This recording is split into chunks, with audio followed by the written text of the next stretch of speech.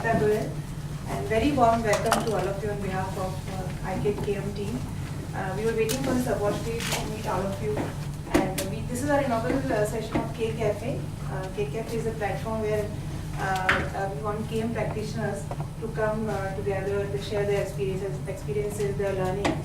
So we want to have these events on regular basis. We have not yet decided whether it will be monthly, quarterly, and how we are going to do it. So maybe we'll take some feedback from all of you also that how we should be doing it, how frequently we should be doing it. So when we started this discussion about K Cafe, we were wondering that what should be the topic which should attract people. So we did some research calls. We call many of you and many more people, and then we collected some topics, and then we shortlisted this topic, which is very close to everyone. So we can let us talk about how one can embed KM in the DNA. And we are very lucky to have Gautam here. Gautam agreed to come here and share his experiences. So Gautam, I'll hand over to you. And before that, maybe I can introduce Gautam first. Okay. So Gautam Ghosh is a social business consultant. He specializes in the area of Enterprise 2.0 and is a subject matter expert at SHRM India for social media and HR and an advisor to People Matters. Earlier, he was the India marketing lead at Brave New Talent, and before that, a consultant with social business firm 2020 Social, where he led the talent practice, advising companies can build talent pipelines. He has also worked in firms like Deloitte, Dell, HP, Satyam, and he is an MBA from XLI Jamshedpur. Anything else you would like to add? Please start. Thanks, Yeah. But before we start, I want to mention one thing, that we want to make this event very, very informal. So please keep your questions ready when Gautam is discussing, and you also share your experiences, best practices. So let us make it very informal, but very informative. Thanks, I'm kind of feeling a little wary and jittery because my last KM role was in 2002, and after that I've done a whole host of things. So I might not be aware of the current practices in KM, but what I've just put together is some thoughts. I'm still in touch with a lot of ex-KM colleagues and the bloggers that I used to read. So I'm not sure if you read folks like Luis Suarez, David Snowden, people like Larry Prusak, John C. Brown. So those were my idols when I was starting my career, and I still follow a lot of them. I'm not a technology guy, so don't ask me questions around technology. I was a kind of people process folk, helping Satyam figure out how to make this thing work. It was a grassroots success in Satyam, but suddenly, all the project leads and project managers and business heads were like, don't waste time to the software engineers and senior software engineers. Don't go all on those boards and ask questions. Do your work, kind of thing. So we were trying to figure out how to get them to see value in knowledge management while the grassroots was seek value. So that was a big challenge in our journey. If you want specifically how we did that, we talk about that. What I've put together is more some thought-provoking questions, and I would love for you to answer them. So it's not a talk. I'm just asking, doing this as a facilitator. I'm sure you guys know a lot more than me.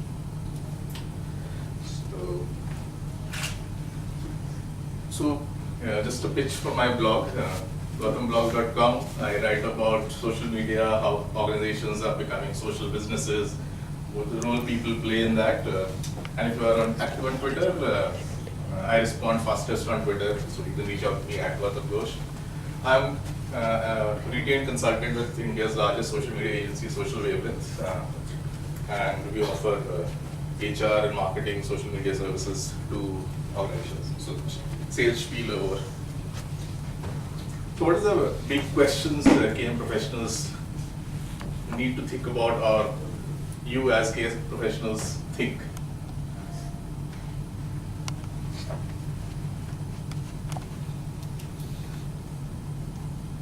Go ahead. Big questions. Just a question. It's very loaded by itself.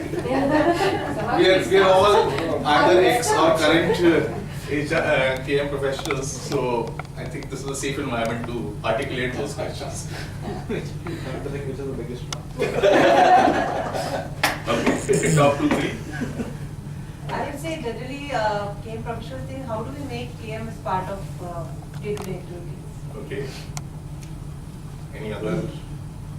Maybe making a part of that care is a big task. Like, Okay. because they think it is an extra activity than Right. So adoption of KM is usually, Adoption. maybe sustaining it as well. Okay. When I was doing KM, biggest point was why do people share? And why would people share? I think adoption, embedding in the DNA is, but at a very human, personal level is, why should I share? I get paid to come to work, 9 to 6, or as my boss wants me to work, and I'll go. Why should I share in the organization? So one of the big influences when I was started my journey in social, and I'll keep switching back between KM and social because I think they're very linked, because it's about participation, it's about communities, it's about discovering people with a shared passion. So this is an author called Clay Shirky. He's written a book, 2 books actually. First one was called Here Comes Everybody. The second one was called Cognitive Surplus. So the story of what Clay describes as cognitive surplus was when the industrial age kind of just started, and people and functions and super specialization happened in large American companies. People who used to earlier work 12, 13 hours a day, and suddenly work kind of came down to 9, 8 hours, and people would go home, and then they would find out they have this cognitive surplus. I have so much time, I don't know what to do. And for 4 decades, they didn't know what to do, so they watched TV. TV's growth happened because people had nothing to do when they went back home, or TV and movies. So Clay says that with the internet, that has changed. People who were consumers of information then, with the internet, they could actually create something. And while the internet was in its early days, you needed to be a geek to create something, but now the tools of creation, cameras like this, cell phones, blogs, Twitter, everybody is moving from a consumer of a Facebook post. Now everybody can post or like or comment. From creation, we've got now to, from consuming, the society has moved into a creation phase. And so that is severely impacting how businesses itself are dealing with it. But I would rather focus on cognitive surplus and figure out, do organizations enable people to have cognitive surplus? If creation of content, if sharing of content is a function of cognitive surplus, and we would want people to do that within the organizations, do organizations enable people to have space? One for reflecting on their work, because only after you reflect on your work will you kind of say, process it, and then put it in the context and share it.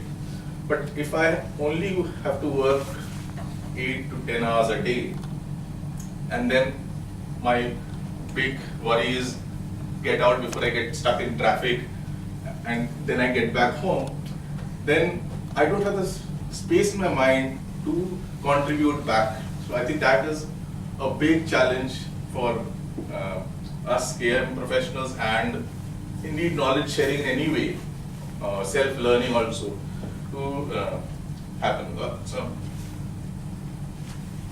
inputs, do organizations enable people to have a cognitive surplus? Yeah, certain roles definitely yes, but Okay. not all across the board. There are very rare organizations like a 3M, which allows With for this- structures, Yes, cognitive. They're designed it for cognitive service, Right. but they're few and far between. Google is, I think, another Yes. example, but I've heard that they've also cut back on it. So the other challenge is, do we put people's need first or organizations' need first? And which is what we struggled with in Satyam. Because while people saw, things of value in sharing, it was a very basic intranet before social technologies. It was just bulletin boards. So there was a Microsoft technology bulletin board, there was a Java technology bulletin board, there was a IBM technology bulletin board, and there was a fourth one. And under that, people posted questions and people answered questions. And that time there was 4,000, 5,000. But it was very alive because, when you posted, your email ID was visible. So if you wanted further clarification, you could actually reach out to that person over email. But after a certain point of time, and because you could also get recognized, somebody said thanks to you. It acted as a big rush for people to feel, somebody's thanking me from, the other side of the country, and it makes you feel good. At a software engineer, senior software engineer, system analyst level, those were like, they didn't get too much recognition from their bosses anyway. They were too busy doing Y2K work. So this was like an alternate way for them to show their expertise in something and get appreciated by peers whom they have never met. And then at some point of time, the organization's pullback was, why are people spending so much time here? How is this, adding value to the organization? Sure, they might be solving, but at a meta level, is there ROI? So I think one big challenge that we constantly struggled was, is it people first or the organization first? You put the organization first, there is nothing for people to feel encouraged and recognized for themselves. Then, if we tried doing that, saying you have to put structured documents in this repository, proposals, code, etc. Then it is seen as being extractive. Okay. And I saw that because our KM group was part of the learning group. And while the company was willing to invest money in KM, it wasn't willing to invest that much money in training, even though the training group was much larger. And then we realized that the company saw KM as a means of extracting knowledge, whereas training is a means of giving knowledge away to employees. And the instinct of the organizations is to say, if I can extract value from employees, then why do I need to, train them? But both needs to go hand in hand, because unless you also develop them, there will be nothing left to, even if you manage to extract it, which also is highly open to question whether that is ever possible. After a point of time, that knowledge will begin to develop, and you haven't developed them. So organizations which are very focused on profitability, quarter to quarter, returns to shareholders, etc., get caught in this context. So I hope most of your organizations are caught in that conflict, but this is what I saw. So Luis Suarez of IBM, who's working in KM now, he's a kind of in social business. He has this phrase called, you have to make work visible. If work is made visible, then you encourage serendipitous connections. So, and it starts with a behavior that is common to maybe today's generation, but not very common to the earlier generations, except for certain personality types who take it more, which is about sharing. Without any prodding, I say, I am doing this, or I am working on this. So, and if you are on Twitter and you follow me, you will know I do a lot of that. So as soon as I stepped out of office, I said, there's a K Cafe today happening, and I'm going to meet so many people there. It is become second nature, and suddenly people who didn't know what K Cafe was, or across the country, are saying, all the best, what is it about, tell us about it. And suddenly, you connect over what you shared. So sharing is the default behavior or is the first behavior, then you have something to connect over. And once you share consistently and connect consistently, you build trust, which basically leads to collaboration, sharing knowledge at a much higher level. So unless the smaller behaviors are changed first, and this is all pure personal experience. I don't know if there's a model like this or not. This is my understanding of how I've shared and how I've built connections across the world with people. So Luis Suarez I have never met, but he calls me on Twitter as a buddy. Dan Pontefract is the chief collaboration officer of a Canadian tech firm called TELUS. He wrote an article recently on social C-suite in one of the US magazines, and he sent me an email saying I want your quote in it. And the other day also referred to me as, and that is for the first time, my son, my brother from another mother. So, and you would never kind of realize that virtual connections can reach, enable, because you've connected over a shared passion, which is collaboration, innovation, sharing, learning, and knowledge. And you found kindred souls as you are finding each other here. This is a physical manifestation of connecting around a shared community of practice. So these lead to online communities when not just two-way connection happens, but more people connect.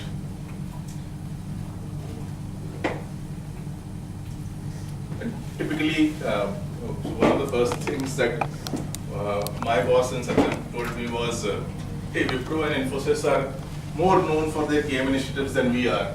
How do we become well known? Because we were in Hyderabad, they were in Bangalore, they were the more sexy companies, the two twins of Bangalore, and we were in Hyderabad. We're not really known, and Infosys has a big marketing push, PR push about its KM offerings. For some reason, I said let's start an e-group, and let's invite all KM practitioners who are there at that point of time to participate in that e-group. And we got Dr. Kochinger from Infosys also to participate, people from Wipro's KM team to participate. And suddenly over a period of time, it grew to around 800, 900 people. And this was 2002. International people also joined in, and there were, for around 4 or 5 years, there was sustained high value communication on that e-group about how are you doing, or sharing articles. I came across this, I read this, hope you guys find it useful. So how do we create something like that within organizations? How do we create, which also happened in Satyam, the whole Microsoft Technologies group, or the Java Technologies group, were actually becoming communities. The structure of the internet didn't enable a lot of the functions that we expect from communities then, but they were coming around a shared passion of a certain technology or work. So we connect professional skills with people who have our stakeholders in these groups, connect members to other members, and connect members to non-members. Feel free to jump in if you've got a question or a comment or disagree. The interesting thing is, we all know communities have always been there, and heard of a term called Dunbar's number. So Dunbar's number is proposed by anthropologist, sociologist, whatever, called Robert Dunbar, who said at a given point of time you can have 150 high quality relationships, and that's the outer limit, because our prefrontal cortex can only handle that many relationships. And so he arrived at that number because, and he says that is because when human beings started, when the development of frontal cortex happened, we were living in communities or tribes of 150 people. So after that, our brain development probably came to its outer level, but we kind of grew a lot more. But if you take this into context, then you could kind of see, if you've got 900 Facebook friends, how many do you really know? You find it number is always around 140, 150, 160.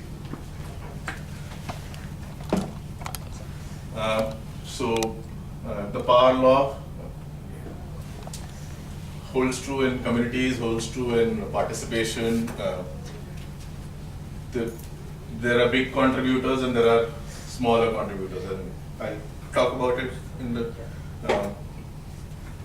later slides, but it is also about if your community is more generic, you'll have a lot of participation. The community becomes very specific, very niche.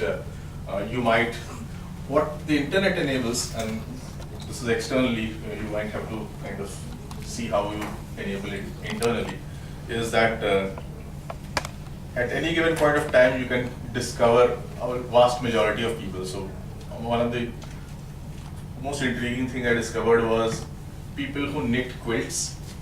They have a huge community on the internet where they post pictures of this is the design I getted, this is the, and I said, who knits quilts? I mean, you know, if you go in a neighborhood, there's probably just one person. And thanks to the internet, they discovered each other. And then you found out that, hey, there are more people like us. What happened? We have one here who does quilling. So it's, if people know about quilling, yeah. So yeah. Indira is a great quiller, if that's the word. So I have an online And she's again community discovered. connected with thousands of people online from across the world. I don't even know what quilling is. Good for you, Bata. So that is it. So that, you know, how do you help? And so the object is called a social object. So quilling here is a social object. People connect over social objects. Social objects are essentially anything that helps us connect around each other. So in organizations, it could be something non-work related, like people who like to go trekking, or people who like traveling, or people who like football, or something as specific as people who like Manchester United. I'm sure there'll be enough people across organizations. So how do you trigger conversations with across people with around these social objects? Some of the internet's biggest social objects are photographs. You post a photograph and tons of people will have an idea or opinion about it, or videos. So how do you trigger conversations in your internal organizations by posting a photograph or posting a video and helping people discover shared interests and passions around that?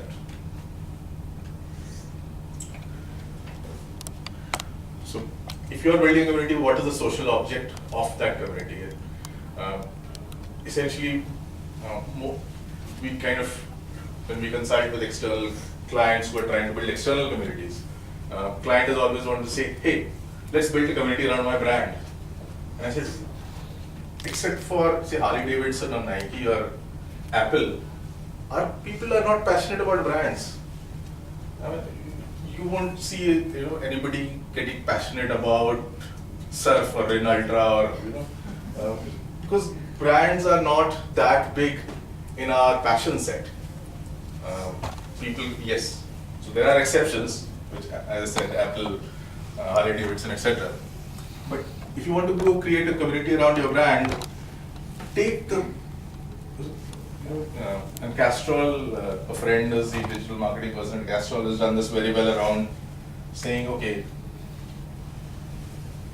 people are going to form a community around Castrol, but people are passionate bikers, and bikers use Castrol. So they created a community called Castrol Biking, where they don't talk about Castrol at all.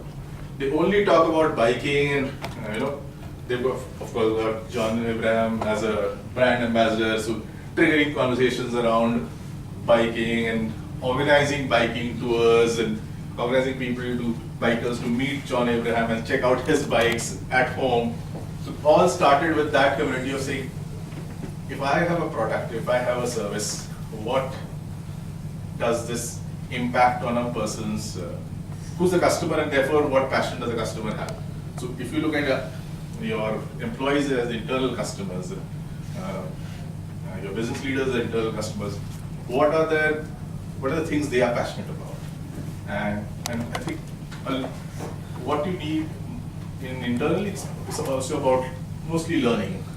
If you get 5 people who are passionate about learning on a certain skill or a this thing, then they will bring in a lot more others.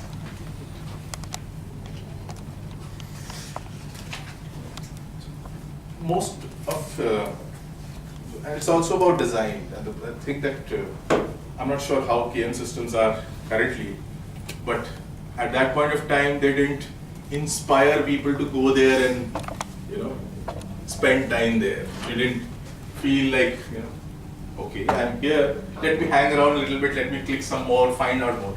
So design is a critical component in really engaging people, because engagement, unless it is there, if they're not spending time on the system, they'll not be contributing anything. So you can kind of make them say, okay, this is a community that we're building for photographers in our organization, but if they go there, find out it's too difficult for me to submit a photograph, I need 3 clicks, etc. He's not going to come back. He'll say, I have an external community outside, which is much more intuitive and fun than about doing it internally. So this is something I came up with.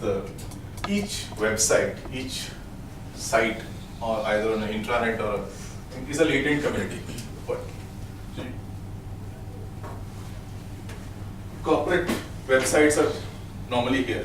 They don't have any interesting bit of content, and you don't have conversations around that content anyway.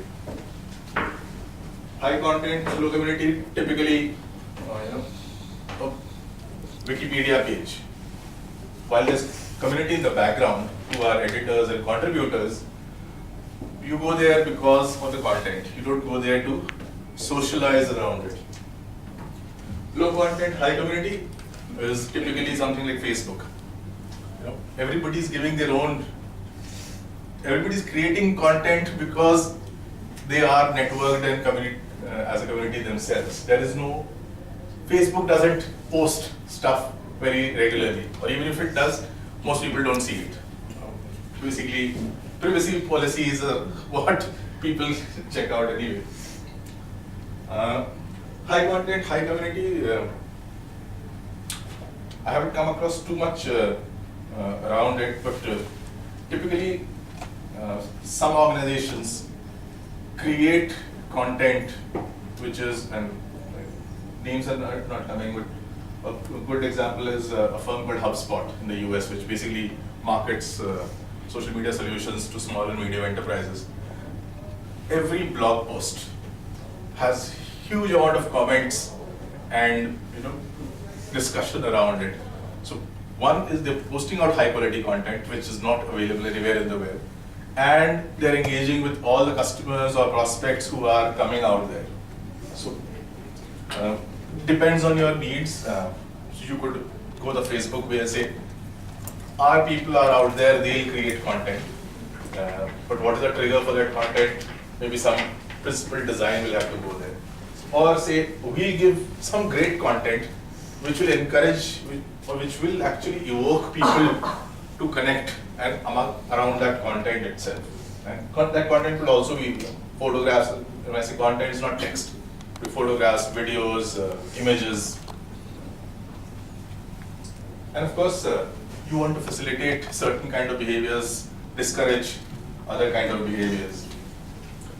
So, KM managers and community managers, I see as two sides of the same coin.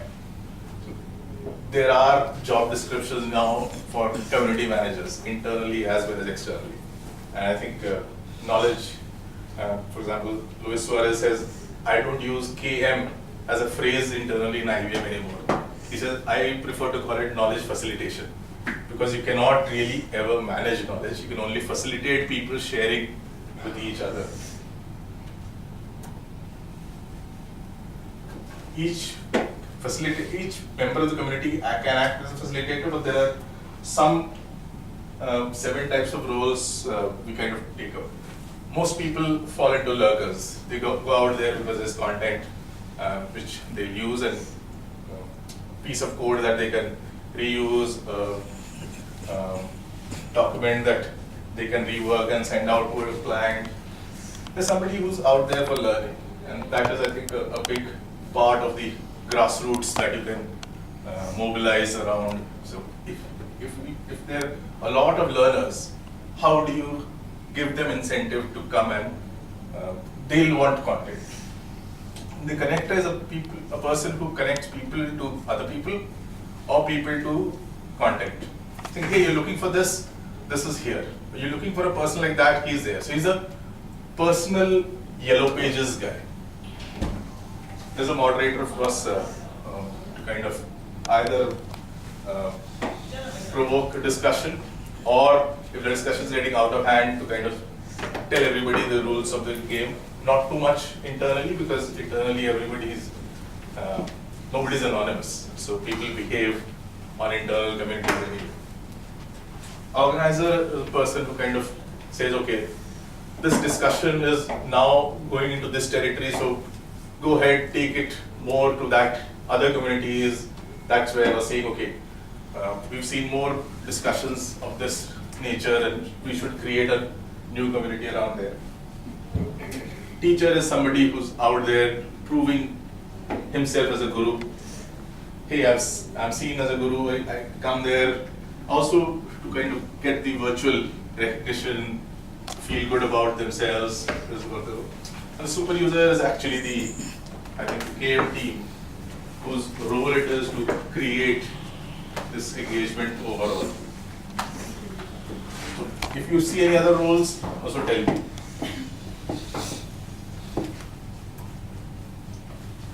So I'm not sure how many of your organizations have implemented something called Chatter by Salesforce or something similar like Yammer. When Salesforce implemented Chatter for themselves before they rolled it out, Mark Benioff actually said it turns the company into something else. And he says, I'm changing the reward systems at Salesforce to actually reward people who share their expertise with others. Salesforce was a very sales-driven culture, a very aggressive number. But then he found out when he implementing it internally that, hey, I didn't know this guy was an expert in this. I didn't know those guys are experts. How do you encourage those behaviors? Is a way to do that is also impact recognition. An ex-colleague I interacted with in Dell actually said that, and he's a recruiter, so he says when a recruiter meets his or her targets, and it gets shared on Dell's Chatter platform. So, and then suddenly everybody starts congratulating him. So there's a chance that Michael Dell himself can see it and congratulate him. But the fact that something got posted out there, 300 people liked it and 50 people congratulated it who are not from my team, not from my country maybe, but because it is out there in the public, that he says a lot of people get motivated just by that. The money factor is not really that important to them, but then there's a chance that, hey, Michael Dell will see what I have done. Heard this term gamification? Okay, so for those who haven't, gamification tries to encourage behavior in the form of a game. So, for those who haven't, think of it as Farmville. Everybody's played Farmville? Yeah. Nobody else wants to admit it. So, levels and sharing of your recognition with your network. Farmville, for most of us at certain point of time, became addictive. Of course, after a point of time, people said it's so pointless, why am I spending so much time here? But again, as a design principle, gamification is now being used by organizations both externally and internally to drive a certain kind of behavior. And there are firms out there whose job it is to roll out products which will gamify either a external website or internal website. The company is called Badgeville, and there's another. So if you implement Badgeville on your external website, when a customer comes, you encourage the customer to click more and more. We're giving him rewards, and the customer who would just have seen the homepage and might have to entice him and drive a certain behavior. And of course, internally, so you get information from crowds or employees. There's a company called Innocentive. Heard about it? You can actually crowdsource your business problems to a group of experts out there anywhere in the world. Of course, you have to promise some money, and you can get their ideas and inputs. Genpact, I think, has one also building a team of experts across the world whom they can tap to for any given point of time. Innocentive can also use, also enables you to use your employees as the resource people who can solve a problem. So you focus them on business activities, get behavioral analytics, and then reward, recognize them, and goes back into the crowd. So this is from ZDNet. Diane Hinchcliffe is a columnist. All his images, etc., are on Flickr on CC attribution. You know the Creative Commons attribution? So when people behind the internet said, hey, copyright does not enable sharing. So they came up with the Creative Commons licenses, so you could say, here's my content, you can use it so long as you don't alter it, or you do not benefit monetarily for it. And there are like 5 or 6 different licenses. So if I'm posting photos in Flickr, I will say, okay, if you change this photograph in any way, tell me, so that I also know how. So somebody photoshops it, somebody changes it, but he has to send it back as a courtesy to the person who's actually posted the photo. So he's also getting feedback on how people are using his photos. And or you can use it as it is so long as you don't earn money. So that to enable a culture, so all of Diane's images are on Flickr with Creative Commons share alike attribution. There's also the copy left, copyright, so there is the copy left, free for all. So that's actually one of the levels of Creative Commons, as you basically say, here's my content, I'm giving it out for free. Dell crowdsources innovation from employees, so it's called Employee Storm. People can give any idea, people can vote on that idea, and the idea that rises up highest gets picked by the management team to be implemented, and the person who actually voted it gets to be part of the cross-functional team that implements that idea. The idea could be anything from product services that Dell is offering to policies or processes internally that Dell needs to change, etc.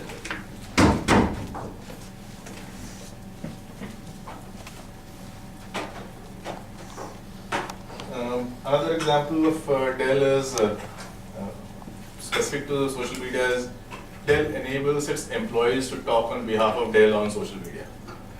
And they have a 4-level training program and certification called the Social Media and Community Rockstar. SMAC Rockstar is what the certification is called.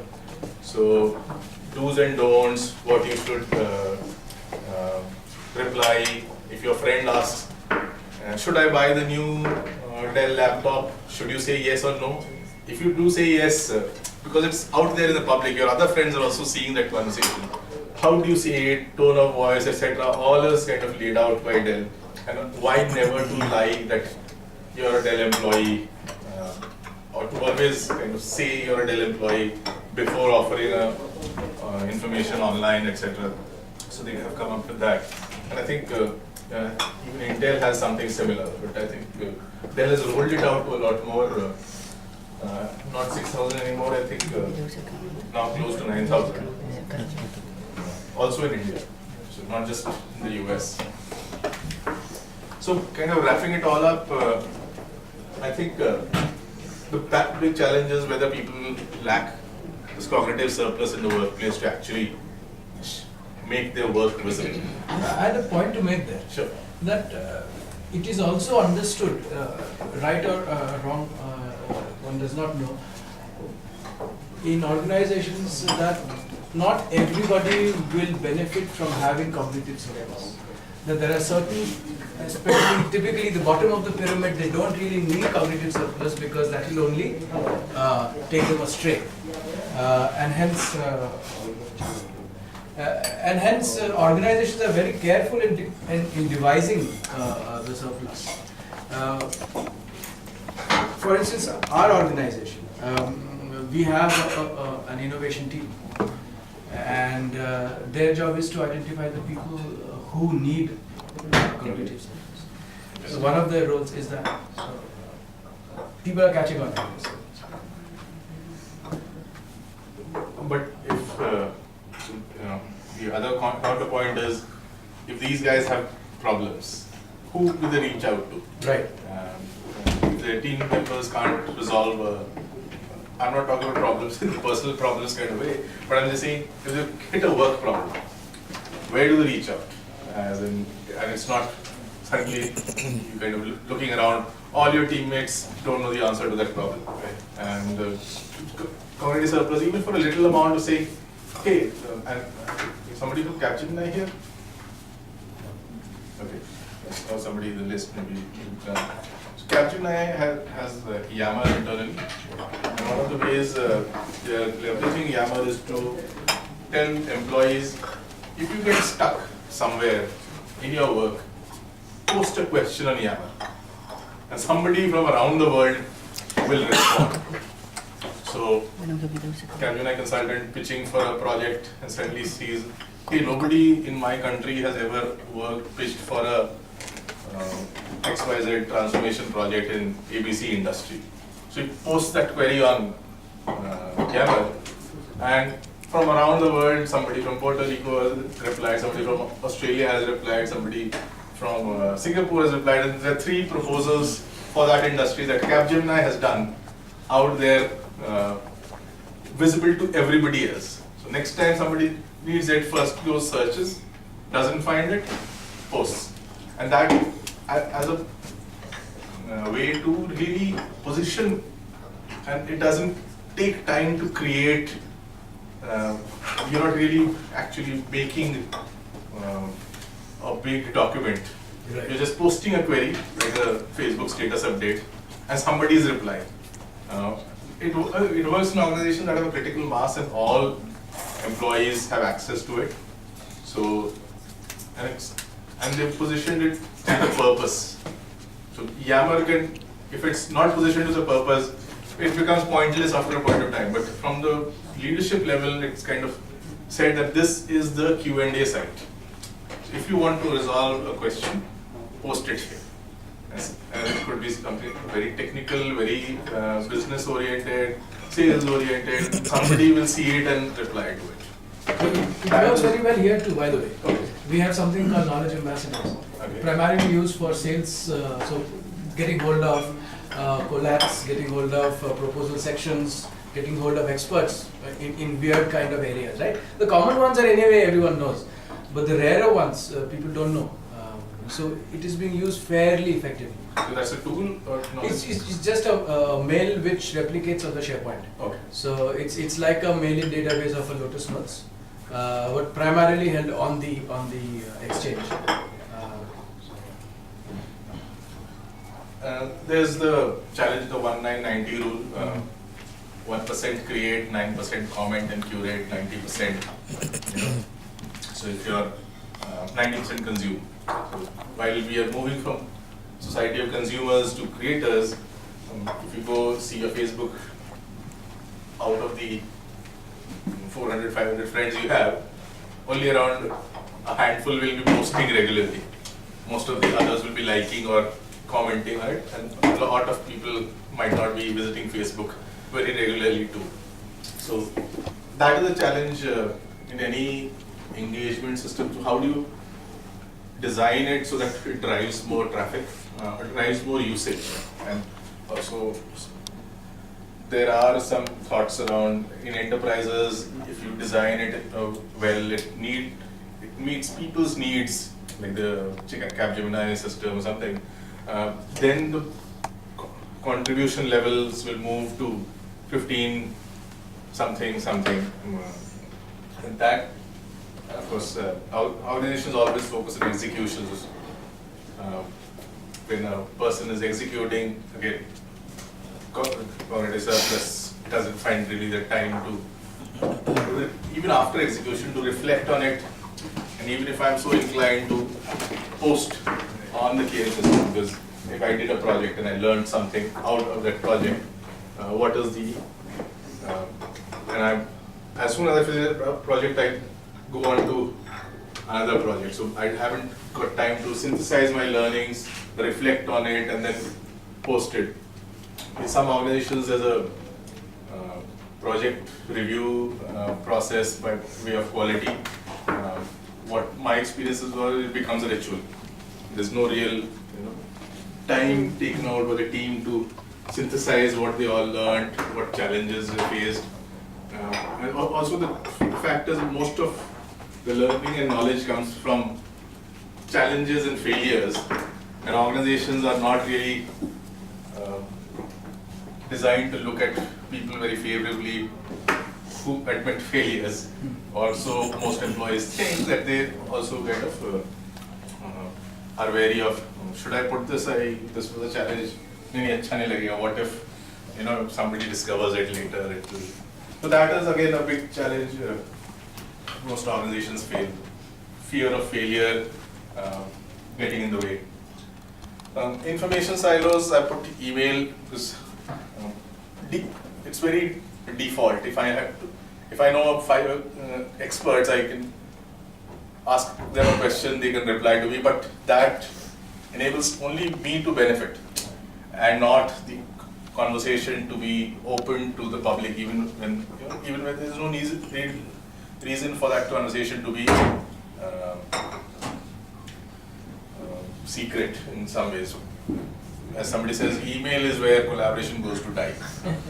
Or both these people left, their emails were deactivated, and suddenly, again, that ignorance has crept up into the conversation in the organization because these 2 experts have gone. Systems of record, your traditional CRM systems, your supply chain management systems are not designed for engagement. While these are changing, some of the larger ERP players like Oracle, SAP are all building conversation streams within systems, but we'll have to see how fast those come in because of course, as I said, little or no focus on user experience and design, which basically drives, even if I am willing to give this away for free, I'm giving my knowledge away voluntarily. After a point, I become so frustrated with the system that I said, okay. So those were, what I remember from my KM challenges in 2002. I'm not sure how, as I said, how things have changed in the last so many years. I'll kind of go to this blog. It's by David Snowden. It says, we always know more than we can say, and we will always say more than we can write down. How do you enable real knowledge? Because it takes away context at every step. Whatever we know, we will never be able to articulate it with that context, and getting it, people to write on it, also, and then it becomes very generic. Always listen to the customer. That kind of statements get, what did you learn from this project? We should always listen to the customer. Or we should listen to the customer carefully. We should take down requirements carefully. Because then you can't really articulate all the things that have been. And so that is again David's take on the big challenge for KM practitioners. As a prof of mine used to say, knowledge is knowledge only when it's in the head. When it's out there, it's just information because it loses all the other context. So Thank you. Any questions? That's why email. If you're really old school, send me an email. Don't send me phone calls. I hate phone calls. And just on LinkedIn. But yeah, easiest to reach on Twitter. Questions, thoughts? Yeah. One question, if you go back to the previous slide, you said that the process is taking things from our heads to our mouths and then from our mouths to our hands. So how relevant is this part in the social field now? Taking things from our hands to mouths to the head. So what is